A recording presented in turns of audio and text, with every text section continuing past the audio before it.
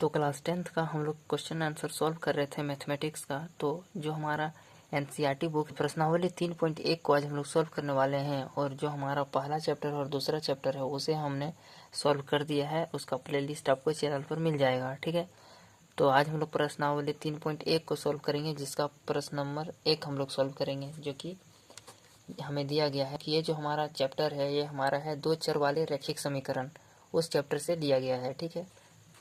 तो उसके प्रश्नावली 3.1 में हमें पहला क्वेश्चन दिया गया है कि निम्नलिखित संख्याओं में रैखिक समीकरणों के युग्म बनाइए और ग्राफीय विधि से हल कीजिए। यानी हमें हल करना है ग्राफीय विधि से, ठीक है। एग्जाम में ये ग्राफीय विधि वाला आ भी सकता, नहीं भी आ सकता, बहुत कम चांस है, लेकिन जो आपको आगे हम बताने वाले हैं प्रतिस्थापन विधि, विलोपन विधि, वज्रगुणन विधि, ये सब इंपॉर्टेंट है, ठीक है। उससे एग्जाम में पूछा जाता है। तो हम लोग अभी ग्राफीय विधियाँ बताया गया है तो ग्राफीय विधि से ही बता देते हैं, ठीक है, बता देंगे इसमें। तो यहाँ पर हमारा दिया गया है कि निम्नलिखित समस्याओं में रैखिक समीकरणों के युग्म बनाइए और ग्राफीय विधि से हल कीजिए। अब देखिए, हमें रैखिक समीकरण बनाना है, ठीक है, और उसका युग्म बनाना है, यानी जोड़ा बनाना है, यानी दो ठो हमें रैखिक समीकरण बनाना है। अब रैखिक समीकरण क्या होता है, जिसमें कि हमारा जो समीकरण में जो हमारा चर राशि है उसका पावर एक से ज़्यादा नहीं होना चाहिए, उसे ही रैखिक समीकरण कहा जाता है, ठीक है। तो हम लोग अभी जो क्वेश्चन नंबर 1 को सॉल्व करेंगे उसमें हमें क्या दिया गया है कि कक्षा 10 के 10 विद्यार्थियों ने एक गणित की पहेली प्रतियोगिता में भाग लिया है, ठीक है। तो कक्षा 10 में कितने बच्चे हैं? 10 विद्यार्थी हैं, ठीक है।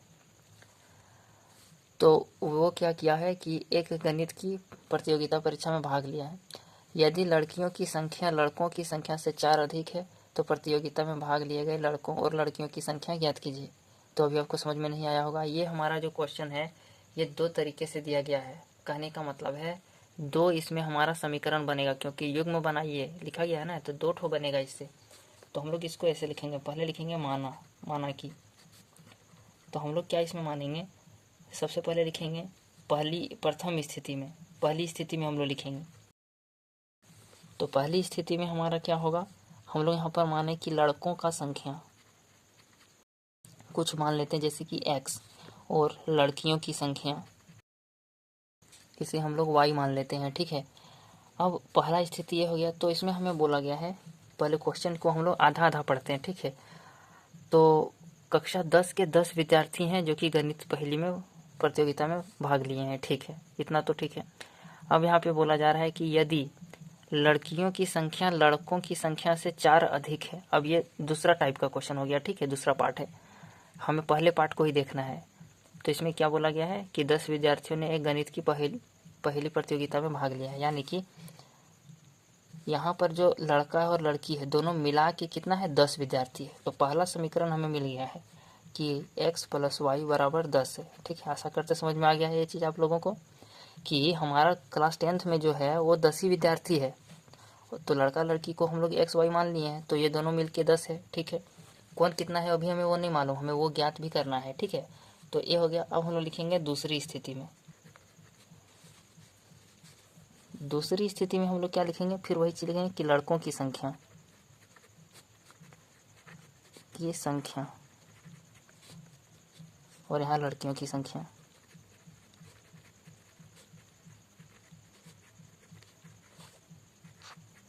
तो अब हम लोग आगे प्रश्न को पढ़ते हैं। अब आगे हमारा लिखा गया है कि यदि लड़कियों की संख्या लड़कों की संख्या से 4 अधिक है, ठीक है, यानी ज़्यादा कौन है, लड़की लोग का संख्या ज़्यादा है लड़कों से, कितना, 4 ज़्यादा है, 4 अधिक है, ठीक है, लड़की लोग का ज़्यादा है संख्या।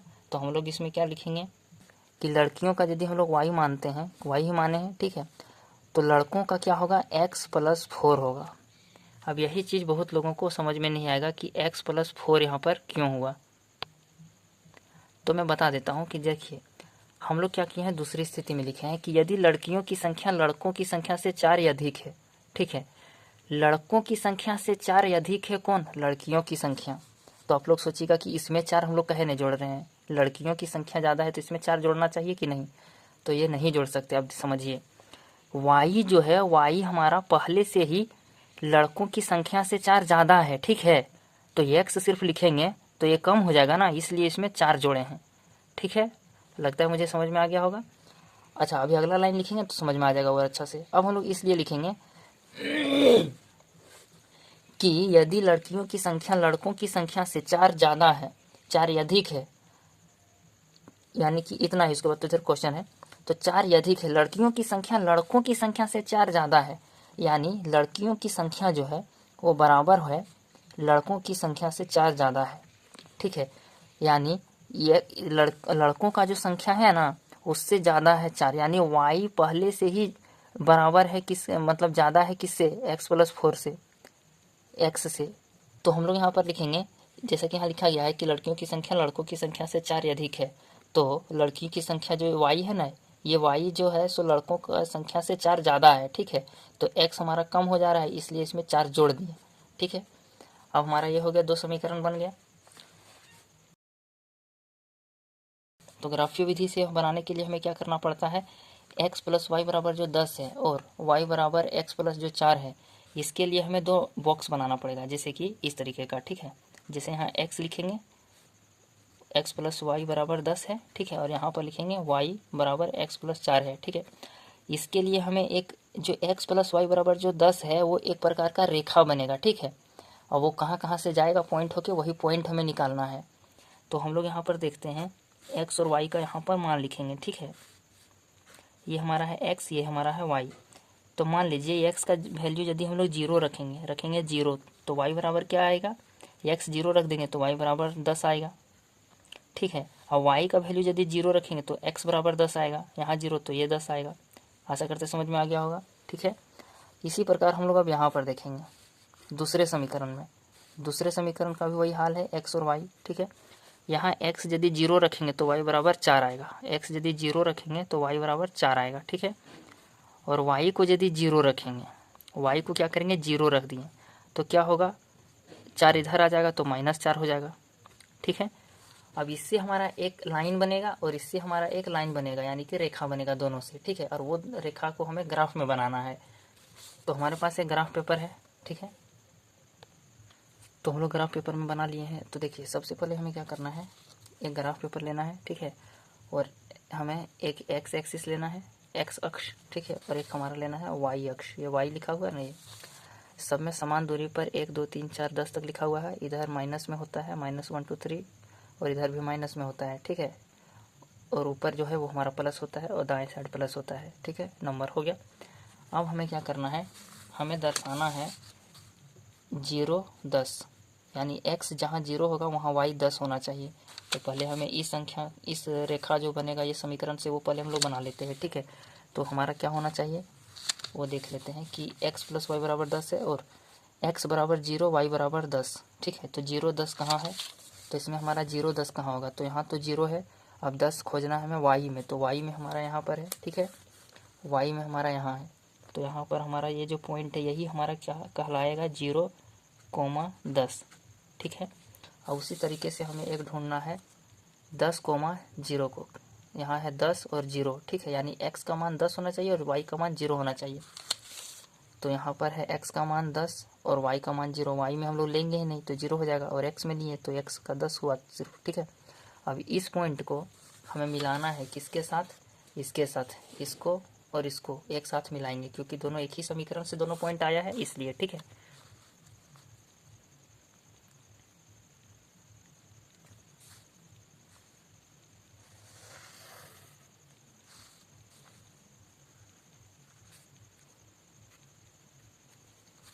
अब इस तरीके से हम लोग इसको मिला देंगे तो ये कौन सा रेखा है वो हम लोग लिख देंगे। तो जैसे कि इसमें लिखा गया है कि x प्लस वाई बराबर 10 है, तो हम लोग यहाँ पर लिख देंगे कि जो ये रेखा है वो x प्लस वाई बराबर 10 है, इस समीकरण का ये रेखा है, ठीक है।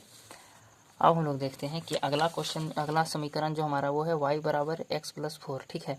लेकिन इसका जो पॉइंट है 0 और 4 है, यानी x जहाँ 0 होगा y 4 होगा। तो x हमारा यहाँ 0 है, ठीक है, और y हमारा 4 होना चाहिए, यानी कि y हमारा 4 होना चाहिए यहाँ पर, ठीक है।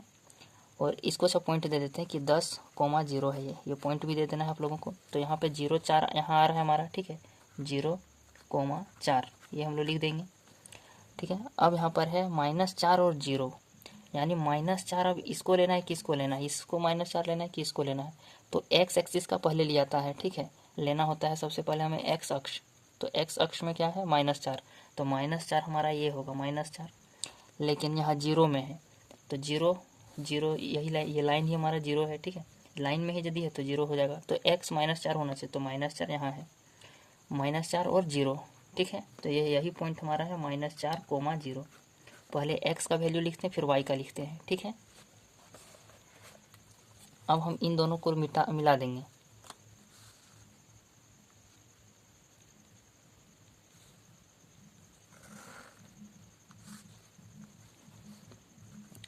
अब यहाँ पर हमें लिख देंगे, हमें लिखना होगा कि हमारा कौन सा समीकरण का है। तो ये हमारा है y बराबर x + 4, x + 4, ऐसा आप लोग लिख सकते हो, ठीक है। अब ये जो लाइन है ये हमें आगे बढ़ाना पड़ेगा, ठीक है। इस लाइन को हम लोग आगे बढ़ाएंगे तो ये कहीं ना कहीं जाके इसको काट,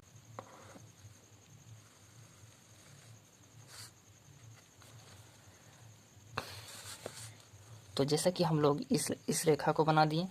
ये जो रेखा हमारा बना है ये कौन सा समीकरण से बना है, ये हमारा रेखा जो बना है ये हमारा बना है y बराबर x + 4, ठीक है। और ये जो रेखा है ये हमारा बना है x + y बराबर 10, और ये जहाँ पर कटा है यही बिंदु इसका आंसर होगा, ठीक है। अब जहाँ पर कटा है वहाँ पर x का वैल्यू क्या है 3, यहाँ पर क्या है 3 है, x का वैल्यू 3 है, तो पहले x का लिखते हैं 3, और इधर क्या है 7, तो यहाँ 7, ठीक है। अब देखिए x हम लोग किसको माने थे, तो x हम लोग माने थे लड़कों को, तो लड़कों का संख्या कितना है 3, ठीक है। तो हम लोग यहाँ पर लिख देंगे कि लड़कों की संख्या, लड़का जो है वो क्या है 3, और लड़कियों की संख्या जो है वो क्या है 7, ठीक है। अब देखिए लड़कियों का संख्या लड़का से 4 अधिक है कि नहीं, 3 में 4 जोड़िएगा 7 आएगा, यानी 4 अधिक है, तो वही चीज़ यहाँ पर लिखा हुआ है, ठीक है। तो आशा करते हैं आप लोगों को समझ में आ गया होगा। इसी तरीके से आप लोगों को बनाना पड़ेगा ग्राफ, ठीक है। इतना ही यहाँ पे 3,7 दिखा दीजिएगा जहाँ पर कट रहा है, यही इसका आंसर हो जाएगा, और लड़का लड़की का जो संख्या हो आ गया, ठीक है। अब हम लोग सॉल्व करते हैं दूसरे क्वेश्चन को। तो हम लोग यहाँ पर लास्ट में एक लाइन लिख सकते हैं कि अतः लड़कों की संख्या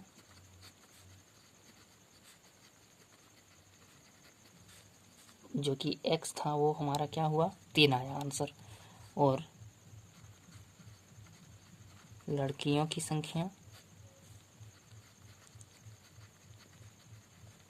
ये हमारा 7 आया, ठीक है। तो ये हमारा आंसर हो जाएगा, ठीक है। और आप लोगों को ग्राफ पेपर भी इसके साथ ही जमा करना पड़ेगा, ठीक है, यदि ये क्वेश्चन आता है तो, क्योंकि ग्राफ विधि से बनाने बोला तो ग्राफ में ही ना बनाइएगा, ठीक है। और पेंसिल से बनाइए ग्राफ में, ठीक है। अभी मैं पेंसिल से इसलिए बनाया क्योंकि यदि मैं बनाता पेंसिल से तो आप लोगों को फिर कैमरा में उतना क्लियर नहीं दिखता, ठीक है। तो ऐसा करते समझ में आ गया होगा। अब हम लोग दूसरे प्रश्न को सॉल्व करते हैं, दूसरा इससे आसान है, ठीक है। तो जैसा कि क्वेश्चन नंबर जो दूसरा है उसमें हमें दिया गया है कि 5 पेंसिल और 7 कलम जिसका कुल मूल्य है 50 रुपया, ठीक है, जबकि 7 पेंसिल और 5 कलमों का मूल्य है 46 रुपया। यानी कि यहाँ पर भी दो स्थिति दिया गया है, पहला स्थिति में क्या है 50 रुपया और दूसरा स्थिति में क्या है 46 रुपया। अब हमें बताया गया है, हमें पूछा गया है कि एक पेंसिल का मूल्य तथा एक कलम का मूल्य ज्ञात कीजिए, यानी कि क्या होगा। तो सबसे पहले हम लोग लिखेंगे कि माना कि लिखेंगे, और लिखेंगे कि पहली स्थिति या फिर प्रथम स्थिति में।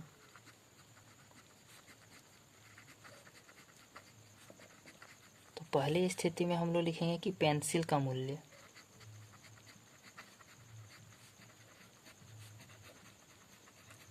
तो पेंसिल का मूल्य जो है वो हमारा हो जाएगा 5x हम लोग मान लिए, 5x मान लिए।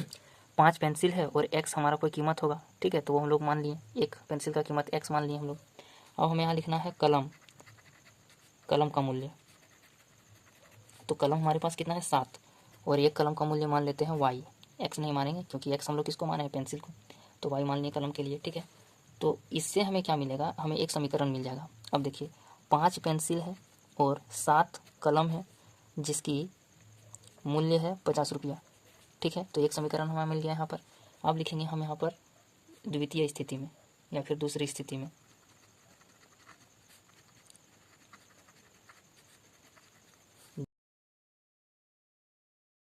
पेंसिल का मूल्य होगा वो क्या होगा 7 पेंसिल है, ठीक है, तो 7x, और 5 कलम है तो 5y।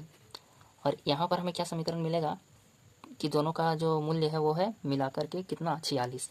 तो पेंसिल है 7x और कलम है 5y, और बराबर हो जाएगा 46, 46 हो जाएगा। ठीक है, ये हमारा दूसरा समीकरण मिल गया। अब हम लोग यहाँ पर क्या करेंगे, अब हम लोग ग्राफीय विधि से इसे हल करेंगे। ठीक है, तो यहाँ लिखेंगे ग्राफीय विधि से। ग्राफीय विधि से क्या करेंगे, हमें x जो हमारा यहाँ पर है 5x प्लस 7y बराबर 50 है, तो इसके लिए भी हमें एक बॉक्स बनाना पड़ेगा। ठीक है, और 2 पॉइंट कम से कम हमें निकालना पड़ेगा। तो इसे आप लोग रफ में कर लीजिएगा क्योंकि ये थोड़ा सा बड़ा संख्या आ गया। अब मान लीजिए हम यहाँ पर x लिखना है, यहाँ y का वैल्यू, यहाँ पर x का वैल्यू लिखेंगे, यहाँ पर y का वैल्यू लिखेंगे। ठीक है, तो x का मान यदि हम लोग यहाँ पर 0 रखते हैं तो ये तो पूरा 0 हो जाएगा। तो y बराबर हम लोग लिखेंगे क्या, 50/7, यानी 7 सत्ते 49, एक बचेगा, फिर 0.0 7 से कम 7, यानी लगभग 7.1 के आसपास आएगा। ठीक है, अब हम लोग y को 0 करेंगे। यदि y को हम लोग 0 करेंगे तो x का मान क्या आएगा, 5 से 10 बार में कट जाएगा, 5 10 10 50, तो 10 आएगा। ठीक है, अब हमें दूसरे समीकरण के लिए पॉइंट निकालना जो कि ये वाला है, 7x plus 5y is equal to 46। तो 7x प्लस 5y बराबर 46 निकालना है। ठीक है, इसके लिए हमें फिर बनाना पड़ेगा कम से कम 2 वैल्यू के लिए। अब यहाँ x, यहाँ y, यहाँ पर मान लीजिए y का मान हम लोग 0 कर देते हैं। ठीक है, इसमें यदि हम लोग 0 कर देंगे तो क्या होगा, y मान लीजिए 0 कर दिए तो हमारा क्या होगा, 7 छक 42, यानी कि 6 पॉइंट कुछ आएगा, 7 छक 42, 4 7 5 35, लगभग इतना आएगा। ठीक है, अब हम लोग क्या करेंगे, इसको 0 करेंगे, x को जब 0 करेंगे तो y का मान, मतलब आप यहाँ 0 मतलब कुछ भी लिख लीजिएगा। ठीक है, x का मतलब जरूरी नहीं कि 0 ही करेंगे, 0 देने से थोड़ा जल्दी सॉल्व होता है। यदि आप लोग यहाँ चाहिएगा तो 1 2 3 4 कुछ भी दे सकते हैं, कोई दिक्कत नहीं है। ठीक है, तो हम लोग x का मान यहाँ पर 0 दे देते हैं। तो 46 को 5 से काटेंगे तो 5 9 45, 1 5 2 10। तो ग्राफ में हम लोगों ने बना लिया है। ठीक है, देख सकते हैं x एक्सिस का ले लिया है और y एक्सिस का मैंने ले लिया है। ठीक है, दोनों को मैंने बना दिया है, दोनों अक्ष का। अब हमें यहाँ पर पॉइंट लेना है जो कि समीकरण है उसका। तो इस समीकरण का जो पॉइंट है वो क्या है, 0, x में यदि 0 है तो y में 7.1 है, तो x में 0 y में 7.1, x में 0 है यानी y में 7.1, तो यहाँ पर आएगा। ठीक है, यानी थोड़ा सा ऊपर यहाँ पर 7.1 यहाँ है। ठीक है, अब हमें यहाँ पर दिया गया है कि x में 10 होगा तो y में 0 होगा, तो x यहाँ हमारा है, x में 10 लेना है यहाँ पर, और y में 0 यानी यहीं पर हो जाएगा, y में 0 यानी कि यहीं पे लाइन में ही हो गया 0। ठीक है, और यहाँ पर 10 हो गया।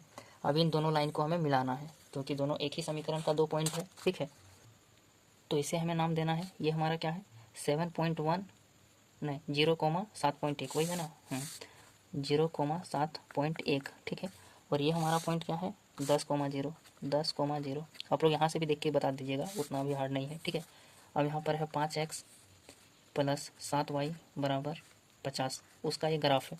ठीक है, 5x प्लस 7y बराबर 50 का ये ग्राफ था, मतलब उसका एक रेखा है। अब हमें लिखना है ये, इसका रेखा हमने बनाना है। ठीक है, इस समीकरण का। तो ये क्या है 6.5 होगा x में, यानी कि यहाँ पर 6.5 यहाँ है।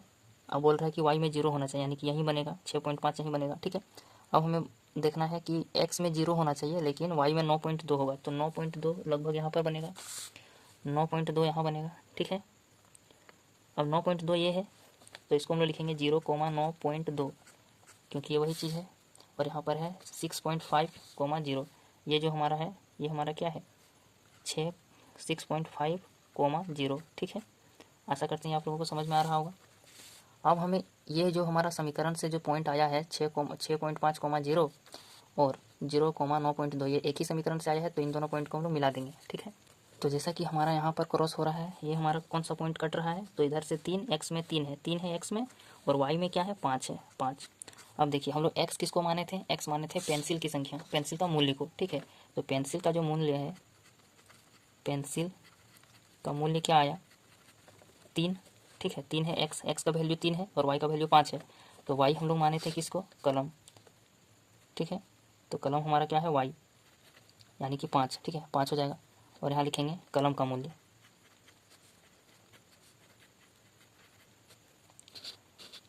तो यहाँ पर देखिए 5 पेंसिल का जो मूल्य है वो हमारा 5x था। ठीक है, और कलम का मूल्य 7y, तब हमारा 50 रुपया हो रहा था।